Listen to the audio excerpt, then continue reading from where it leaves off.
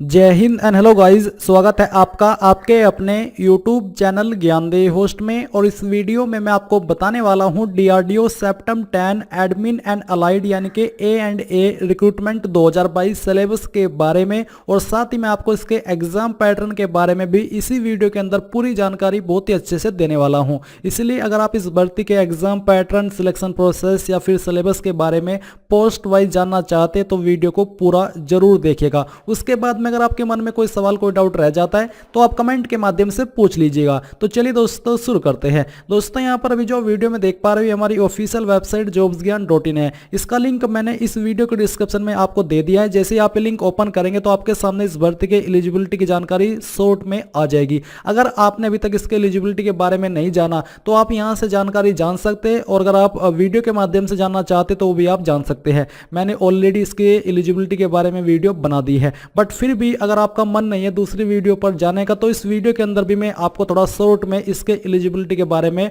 बता देता हूं, जो कि मैं आपको आपकी हमारी वेबसाइट से बताऊंगा। और अगर आपको इसमें कोई भी डाउट है तो आप सेम जानकारी ऑफिशियल नोटिफिकेशन पर आकर के कंफर्म कर सकते हैं। तो यहां पर इंपॉर्टेंट डेट्स के अकॉर्डिंग अगर बात करें तो आप लोग इस फॉर्म को 7 दिसंबर 2022 से लेकर के 7 नवंबर 2022 से लेकर के 7 दिसंबर 2022 तक भर पाएंगे। एंड जो यहाँ पर आपकी टोटल वैकेंसी वो आपकी 1061 है। इसके अलावा यहाँ पर अगर आप इसकी जो कैटेगरी वाइज वैकेंसी अगर वो जानेंगे तो आपको जानने को मिलेगा कि कौन सी कैटेगरी में कितनी वैकेंसी है। फिर यहाँ पर आपको जानने को मिलेगा कि कौन सी पोस्ट के लिए कितनी वैकेंसीज निकाली गई है, उसकी पूरी जानकारी इस टेबल में दे दी गई है। फिर अगर आपको ये जानना कि कौन सी पोस्ट में किस कैटेगरी में कितनी वैकेंसी है तो इसकी जानकारी आप इस टेबल में जान सकते हैं। और जान सकते हैं कि कौन सी पोस्ट को क्या पोस्ट कोड दिया है, क्योंकि पोस्ट कोड बहुत ही महत्वपूर्ण है। इसी के अकॉर्डिंग आप जब अप्लाई करेंगे एंड जब आप सिलेबस के बारे में जानेंगे तो आप यहां से समझ पाएंगे कि आपकी पोस्ट का क्या पोस्ट कोड है और उसका एग्जाम पैटर्न और सिलेबस क्या लागू होगा।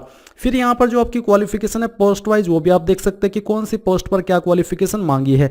जैसे कि स्टेनोग्राफर ग्रेड फर्स्ट पर ग्रेजुएट की योग्यता, एंड जो JTO की पोस्ट है इस पर आपसे मास्टर डिग्री, स्टेनोग्राफर ग्रेड 2 की पोस्ट पर 12th पास, एडमिन असिस्टेंट इंग्लिश टाइपिंग पर 12वीं और टाइपिंग इंग्लिश में, स्टोर असिस्टेंट हिंदी टाइपिंग पर आपसे 12वीं और टाइपिंग हिंदी में मांगी है।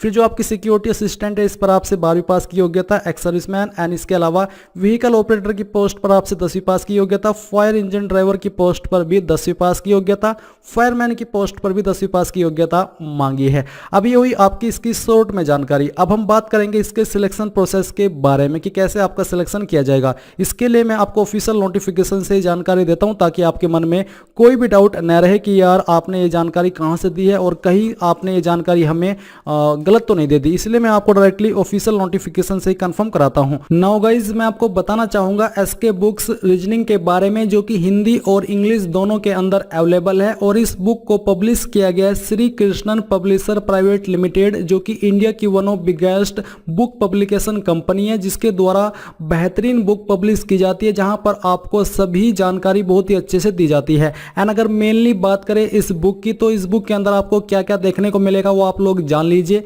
इसमें आपको वर्बल, नॉन वर्बल और लॉजिक का कंप्लीट और कॉम्प्रिहेंसिव कलेक्शन मिलेगा। साथ ही आपको टॉपिक वाइज प्रत्येक पॉइंट का इजी एक्सप्लेनेशन भी इस बुक के अंदर मिलेगा। इसके अलावा based on new competitive exam pattern यानी कि पूरे न्यू कॉम्पिटिटिव एग्जाम पैटर्न के साथ में ये बुक आपको मिलने वाली है। इसी के साथ with shortcut tricks and practice exercise यानी कि शॉर्टकट ट्रिक्स भी इस बुक के अंदर होगी, प्रैक्टिस एक्सरसाइज भी इस बुक के अंदर होगी। तो ये एक आपकी बेस्ट बुक है आपकी रीजनिंग की प्रिपरेशन करने के लिए। चाहे आप किसी भी एग्जाम की रीजनिंग की प्रिपरेशन कर रहे हैं तो आप लोग इस बुक को परचेज कर सकते हैं। बाय करने का लिंक आपको वीडियो के डिस्क्रिप्शन में दिया है, चाहे हिंदी में बाय कर लीजिए या फिर इंग्लिश में। और कोई सवाल डाउट हो तो आप पूछ लीजिएगा। उसके पहले आप यहाँ पर ये देख लीजिए कि इन लोकेशंस के ऊपर जो यहाँ पर लोकेशंस दी गई है, इन लोकेशंस पर आपका एग्जाम सेंटर रहेगा, चाहे आप कहीं से भी इस फॉर्म को भरते हैं। यानी कि ये कह सकते हैं आपकी ऑल इंडिया एग्जाम सेंटर आपके रहने वाले हैं। अब हम बात करेंगे आपके सिलेक्शन प्रोसेस के बारे में। तो यहाँ पर दोस्तों सिलेक्शन प्रोसेस आपको दिया है 4.1 में। अब चलिए जानते हैं कि किस पोस्ट पर क्या सिलेक्शन क्राइटेरिया आपका रहने वाला है। तो आपको बोला है कि the selection process will consist of tier first, जो कि कंप्यूटर बेस्ड टेस्ट यानी कि CBT रहेगा, एंड टीयर 2 में आपका skill physical fitness test and capability test whenever applicable, यानी कि जो जिस पोस्ट पर एप्लीकेबल है उसके अकॉर्डिंग आपका टियर 2 होने वाला है। तो इसके बारे में आपको यहाँ पर आगे जानने को मिलेगा कि कौन सी पोस्ट पर कौन सा टेस्ट एप्लीकेबल होगा। अब आपको बोला है कि दी स्कोर ऑफ टियर फर्स्ट, यानी कि सीबीटी में जो आपका स्कोर है वो नॉर्मलाइज्ड किया जाएगा एज पर रिक्वायरमेंट, और जो टियर फर्स्ट है CBT will consist of objective type multiple choice question only, यानी कि इसके अंदर आपके बहुविकल्प क्वेश्चन होंगे जिसको आप शॉर्ट फॉर्म में एमसीक्यू और हिंदी में बहुविकल्प कहते हैं, जहां पर आपको एक क्वेश्चन के लिए 4 विकल्प दिए जाते हैं। The medium for examination will be Hindi and English, यानी कि क्वेश्चन पेपर की लैंग्वेज हिंदी और इंग्लिश रहेगी, जिस लैंग्वेज में आप सोल्व करना चाहे कर सकते हैं। Tier first examination is for provisional selection and tier 2 skill physical fitness and capability test is qualifying nature, यानी कि जो आपका टियर फर्स्ट रहेगा ये आपका प्रोविजनल सिलेक्शन है, यानी कि इसके माध्यम पर आपका सिलेक्शन किया जाएगा, और जो आपका टियर 2 है ये सिर्फ आपका क्वालिफाइड नेचर का रहेगा, यानी कि आपको सिर्फ इसमें क्वालिफाई होना है। फिर आपको ये कहा है कि for the post of junior translation officer tier 2 will be descriptive nature, यानी कि जो आपकी जूनियर ट्रांसलेशन ऑफिसर की पोस्ट है इस पर जो टियर 2 है वो आपका डिस्क्रिप्टिव टाइप का रहने वाला है। There will be no negative marking for wrong answer, यानी कि इसके अंदर कोई भी नेगेटिव मार्किंग नहीं है, और ये जान करके कि इसके अंदर नेगेटिव मार्किंग नहीं है और आपको बताते हुए मुझे काफ़ी खुशी हो रही है, क्योंकि जिन कैंडिडेट के अंदर तुक्का मारने की अद्भुत कला है वो इस अद्भुत कला का यहाँ पर खुल करके प्रदर्शन कर सकते हैं। कई बार ऐसा होता है कि नेगेटिव मार्किंग रख दी जाती है, तो ऐसे में जिन कैंडिडेट के अंदर तुक्का मारने की अद्भुत कला है उनको इस कला के ऊपर कंट्रोल करना होता है, बट यहाँ पर अब आपको कोई कंट्रोल करने की आवश्यकता नहीं है, आपको कोई भी लेने के देने नहीं पड़ेंगे, बल्कि आपको तुक्का मारने की वजह से लेने ही पड़ेंगे। अब यहाँ पर उन कैंडिडेट का भी चांस बन जाएगा जो कि किसी दूसरे के कहने से कुछ इस तरह के फॉर्म भर लेते हैं और फिर ये सोच करके फॉर्म भर लेते हैं कि यार जो होगा देखा जाएगा, तुक्का माराएंगे। और कई बार ऐसा होता है कि बहुत सारे ऐसे उदाहरण हमने देखे होंगे और आपने भी कहीं ना कहीं सुने होंगे कि कुछ ऐसे होते हैं कैंडिडेट जिनका मन नहीं होता किसी फॉर्म को भरने का, और उनको कोई उनका फ्रेंड या फिर कोई रिलेटिव उसके बारे में बताता है और वो फॉर्म भर लेते हैं, फिर ऐसे में वहाँ पर तुक्का माराते हैं एंड उनका सिलेक्शन हो जाता है। क्योंकि इनमें तो वैसे भी आपका टियर फर्स्ट कंप्यूटर बेस्ड है, यानी कि अगर आपने टियर फर्स्ट क्वालिफाई कर लिया, अच्छे नंबर आ गए इस तुक्का मारने की अद्भुत कला से या फिर आपकी खुद की प्रिपरेशन से, तो आप ये समझ लीजिए कि आपका इसमें सिलेक्शन हो चुका है। कोई अन्य इसमें हार्ड प्रोसेस सिलेक्शन का नहीं रखा है। अभी जो मैंने आपको तुक्का मारने की इस कला के बारे में बताया, थोड़ा सार्कास्टिक वे में बताया है, आप आई होप इसको समझ पाएंगे। अब फिर से यहाँ पर पॉइंट पर आते हैं और आपको इसके सिलेबस के बारे में बताते हैं, बट उसके पहले ये जान लीजिए कि कौन सी पोस्ट पर टियर फर्स्ट एप्लीकेबल है और कौन सी का जो पैटर्न है वो क्या रहेगा। तो यहीं पर आपको टेबल 2 में इसकी जानकारी दी है, तो चलिए इसके बारे में बात करते हैं।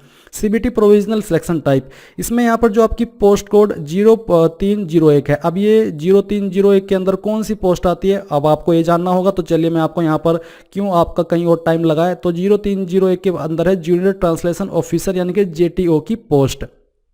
इसमें जो आपका पैटर्न रहेगा वो आपका 40 क्वेश्चन आएंगे जनरल हिंदी से और 40 क्वेश्चन आएंगे जनरल इंग्लिश से।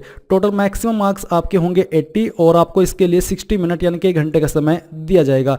फिर जो आपकी 0401 0501 जिनको आप यहाँ पर देख सकते हैं 0401 0501 ये वाली जो पोस्ट है, इनका जो पोस्ट कोड आपका एंड 1101, तो 1101 के अंदर कौन सी पोस्ट है, ये है आपकी 1101, यानी कि इसके नीचे की जो बाकी की पोस्ट है इन पर जो पैटर्न रहेगा वो आपका कुछ ऐसा रहेगा। 75 क्वेश्चन होंगे जो कि quantitative aptitude, reasoning ability, general awareness and general English इनसे कवर किए जाएंगे। 75 मार्क्स आपको दिए जाएंगे और इसके लिए भी आपको 1 घंटे का समय दिया जाएगा। फिर बोला है कि आपका skill physical fitness and capability test whenever applicable qualified nature, ये आपका क्वालिफाइड नेचर का रहने वाला है। ऑल पोस्ट एक्सेप्ट 0301 यानी कि जो आपकी जूनियर ट्रांसलेशन ऑफिसर की पोस्ट है इसको छोड़ करके बाकी सभी पोस्ट पर आपका ये एप्लीकेबल होने वाला है। एंड आपको यहाँ पर ये भी बोला है कि it is also mandatory for shortlisted candidates to pass the prescribed skill physical fitness and capability test as per the norms, यानी कि ये सभी कैंडिडेट को पास करना जरूरी है आगे के प्रोसेस में शॉर्टलिस्ट होने के लिए। फिर जो आपका डिस्क्रिप्टिव है जो कि जूनियर ट्रांसलेशन ऑफिसर की पोस्ट पर एप्लीकेबल है, इसमें आपको ट्रांसलेशन एंड एसे लिखना होगा।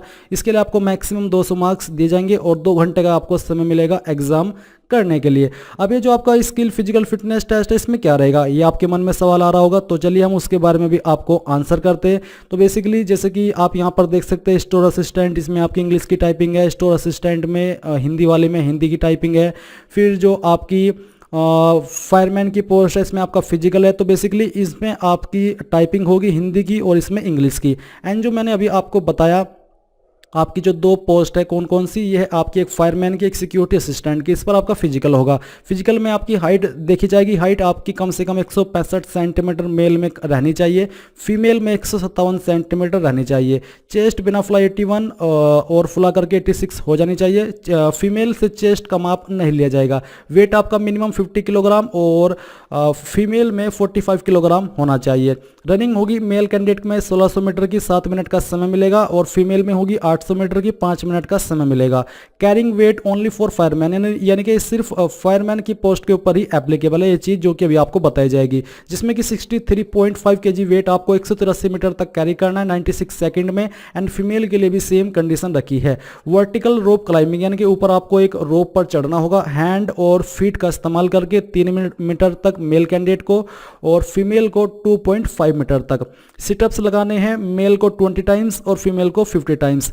लॉन्ग जंप करना है 2.7 मीटर का मेल को और 2 मीटर का फीमेल को। एंड गाइस बात करें आपके टॉपिक्स की जो आपके इन सब्जेक्ट के अंदर कवर किए जाएंगे, जैसे कि सीबीटी का आपका इन पोस्ट का रहेगा, जिसमें कि क्वांटिटेटिव एप्टीट्यूड है, रीजनिंग एबिलिटी है, जनरल अवेयरनेस है और जनरल इंग्लिश है। तो आप यहाँ पर देख लीजिए जो आपकी क्वांटिटेटिव एप्टीट्यूड है, ये आपके इन टॉपिक से क्वेश्चन कवर किया जाएंगे। वैसे तो इसमें काफ़ी सारे टॉपिक्स होते हैं, बट ये वो मेन टॉपिक्स है जहाँ से आपके मेनली क्वेश्चन कवर किए जाएंगे, तो आपको इनको पढ़ना होगा। इसके अलावा यहाँ पर जो आपका अगला सब्जेक्ट है वो है आपका रीजनिंग एबिलिटी। तो रीजनिंग एबिलिटी में आपको इन टॉपिक्स के ऊपर फोकस करना है जो कि यहाँ पर आपको दिए गए हैं, जिसमें कि आपका कंक्लूजन टाइप, क्वेश्चन, अर्थमेटिक, तो ये वो सभी टॉपिक्स है। अगर आप कहीं से प्रिपरेशन करें तो आप उनको बोलिए या फिर उनको भी पता होगा कि कहाँ पर आपका क्वेश्चन का फोकस रहने वाला है।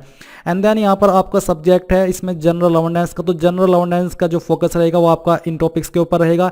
इंग्लिश लैंग्वेज का फोकस आपका इन टॉपिक्स पर होगा जो कि यहाँ पर आपको दिए गए हैं। तो आपने इस वीडियो के अंदर संपूर्ण जानकारी, सिलेक्शन प्रोसेस, एग्जाम पैटर्न और सिलेबस के बारे में टॉपिक वाइज जान ली है। अगर आपको कोई सवाल, कोई डाउट रह गया तो आप कमेंट के माध्यम से पूछ लीजिएगा। Thanks for watching. जय हिंद।